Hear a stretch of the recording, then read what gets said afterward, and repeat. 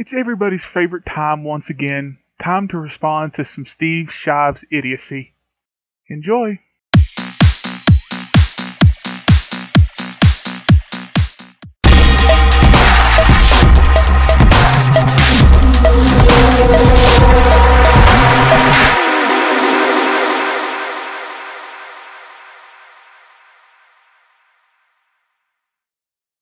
Bruce Bardup, Steve, have you ever argued or discussed something with, say, an anti-feminist who just can't seem to follow simple logic even though they are quite smart?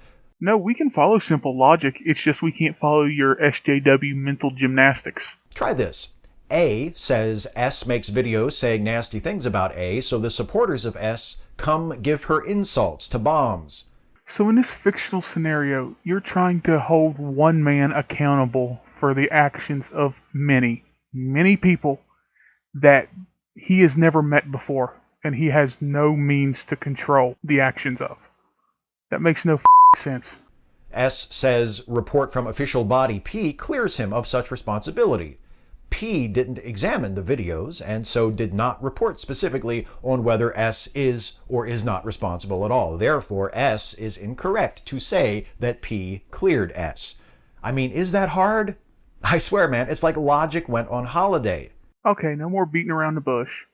S is Sargon and A is Anita. We know that. We're not stupid. But let's see this. Okay. She violated the code of conduct at Vidcon by harassing him from the platform she had that he did not. But was she punished by the Greens? No. Sargon has not harassed Anita. He has critiqued and criticized her in his videos. He is not responsible for the actions of his audience, people he cannot hope to control. He's even gone out of his way to say not to harass her. If they don't listen, that's on them. This is from HeatStreet.com. I'll leave a link in the description below. Vidcon founders back Anita Sarkeesian's harassment claims slam YouTubers. By Ian Miles Cheong on June 27, 2017. On Tuesday, Vidcon founders Hank and John Green finally weighed in on the drama and came out in support of Sarkeesian. It's openly known that women on the internet are subject to far greater amounts and intensity of harassment and abuse than men. Not necessarily true, wrote the brothers in their official statement. This is a pattern and is pervasive. Running this event, we have to be aware when a creator has potentially dangerous harassers or stalkers, and our list for our female creators is a whole lot longer than it is for male creators. Vidcon's founders admit that neither Benjamin, who goes by the name Sargon of Akkad, nor others in the community violated the event's harassment policies, but they blamed him for the vitriol directed towards Sarkeesian by some of his viewers. The Greens said that users who collect footage to use in videos that focus outrage on individuals are not welcome back. They fail to realize that most of the outrage is not directed at the individuals, but the ideas and their actions. The creators cannot be held responsible for the actions of the viewers. They can only be held responsible for their own actions. But, these far left pussies have to stick together, I guess. And people wonder why the left's so pathetic. Yeah, it's not hard. And it's so easy, in fact, that in many cases, and especially in the case of S, I think the obvious conclusion is that they're just being willfully disingenuous. They know everything that they're doing. They're completely aware, and they do it anyway because they're intentionally presenting a narrative that will paint them in the most positive light, that will paint them as completely innocent. Now, Steve, you know damn good and well your videos push a narrative. Except you are the ones that actually do harass people. You are the ones that dox people. Okay, maybe Christy didn't actually dox Bering, but she sure linked to it quite a bit on YouTube and elsewhere, providing his information, so she was complicit in it. You are the ones that call us scumbag motherfuckers when we do our best to provide evidence that you are wrong. But you don't do that. You don't try to provide evidence that you are right. You just resort to name-calling, harassment, and physical assault.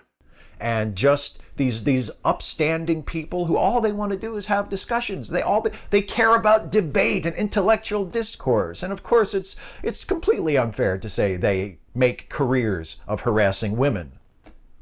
I think it's funny. We're the quote-unquote bad guys in your scenario, but we're actually the ones willing to have open dialogues with people with differing opinions and have our ideas challenged.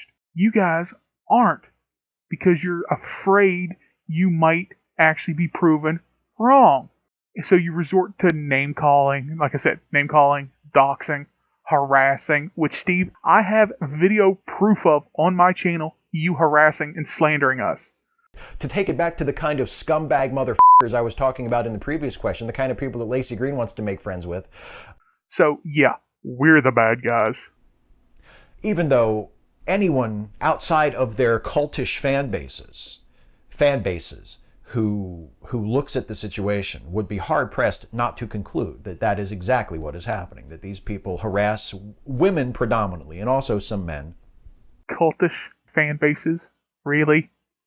Most viewers of the Skeptic videos are willing to have their views challenged. Most of them are sane human beings. Unlike the ones that suckle at the teat of feminism, that get triggered and need safe spaces just because somebody's white, male, has a differing opinion, or has their legs spread slightly because of their testicles. And no, you aren't harassed. Well, okay, I don't doubt you've been harassed, which skeptics have said repeatedly not to do.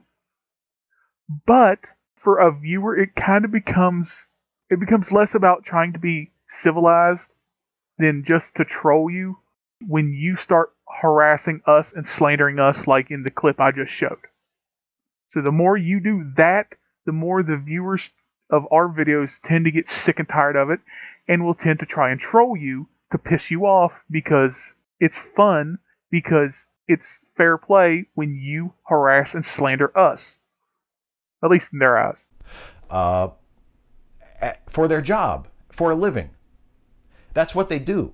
There's nothing remotely respectable about anything that they do. There's nothing respectable about feminists spreading straight up lies, falsehoods, and misinformation. But y'all are fine doing that. So we'll just keep spreading the truth, science, facts, statistics. You know, I just realized how much feminists and the Republican Party have in common. They both like to lie and deny science. You'd think they'd be completely different, seeing as feminists tend to hate Republicans. But they insist otherwise, and they take every opportunity to paint themselves as these, great philosophers and champions of free speech and political and social discourse.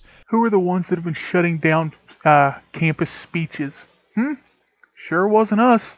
It's the SJWs that think anybody that says anything remotely different to their opinion is a racist, misogynistic scumbag. So, again, wrong. When they're nothing of the kind, and I think most of them probably realize that. It never fails to astound me, your ability to speak about people that you don't know as if you know them. It's mind-blowing, because you speak as if you know Sargon or myself or any skeptic, yet you don't take the time out to get to know any of us, to know the type of people we are. But you speak like we're all one and the same, like with blanket generalizations. Do you not see how stupid you sound? But they know that their followers don't, or at least don't care. So, I mean, yeah, do they see the logic? They probably do. They probably do. But it doesn't matter. When's the last time you made an argument based on facts and not feels? Because that's your logic. Your logic is feels over reals. Ours is reals over feels.